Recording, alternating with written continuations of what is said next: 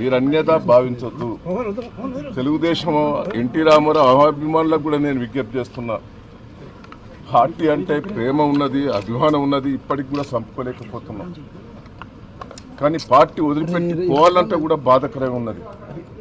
తప్పని పరిస్థితుల్లో ఇక్కడ తెలుగుదేశం పార్టీ లేవదనే ఉద్దేశంతో మొన్న వరంగల్ ఎన్నికల కానీ కార్పొరేషన్ ఎన్నికల చూసిన తర్వాత పార్టీ ఇక్కడ లేకుండా పోతున్నది, కాపాడాలనే ప్రయత్నం చేశాం.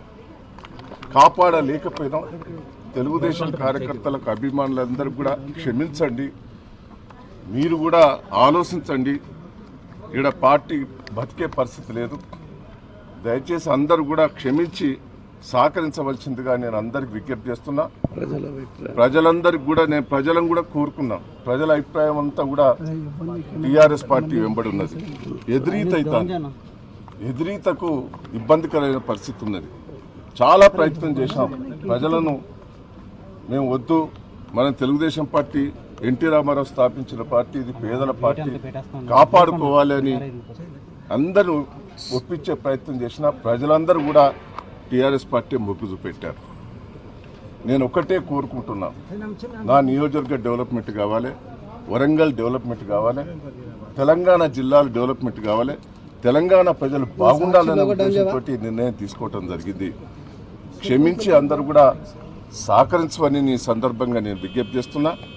ఈ తెలంగాణ బాగుపడాలంటే టీఆర్ఎస్ పార్టీ కేసీఆర్ ద్వారానే సాధ్యమవుతుంది. కొన్ని నేను మాటలు అన్నా, పార్టీ గైడ్లైన్స్ ప్రకారం కొన్ని టీఆర్ఎస్ పార్టీని కానీ టీఆర్ఎస్ పార్టీ నాయకులను, ముఖ్యమంత్రిని అందరినీ విమర్శించారు. అది పార్టీ డైరెక్షన్.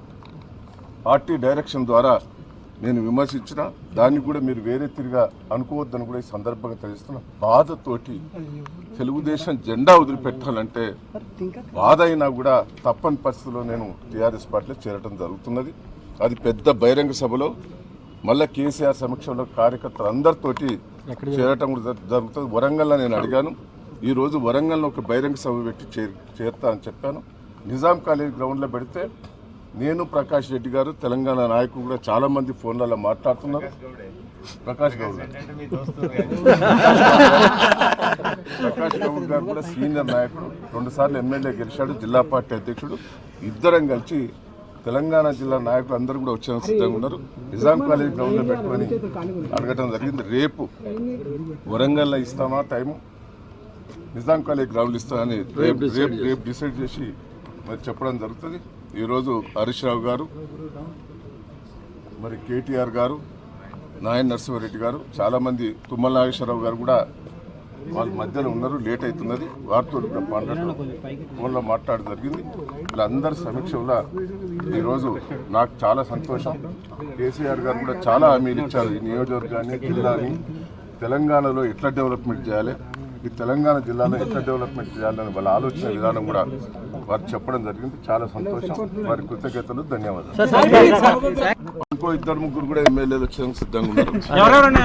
పేర్లు రేపు ఎల్లుండి చూస్తాను. 2/3 వస్తే 2/3 వస్తే ఇబ్బంది ఉండదు.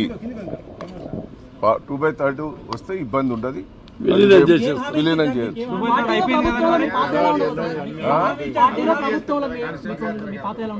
పార్టీ నేను వచ్చాను, 6 సార్లు నన్ను జిల్లా ప్రజలు గెలిపించారు. ఈరోజు తెలంగాణ కోసం, తెలంగాణ డెవలప్మెంట్ కోసం ప్రజల మనోభావాల దగ్గరికి పోతున్నాం. తెలుగుదేశం పార్టీ ఇప్పటికీ అభిమానం ఉన్నది.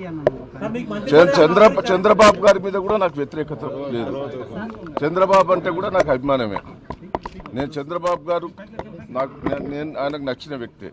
నేను కొన్ని ఇబ్బందులలో పోతున్నా.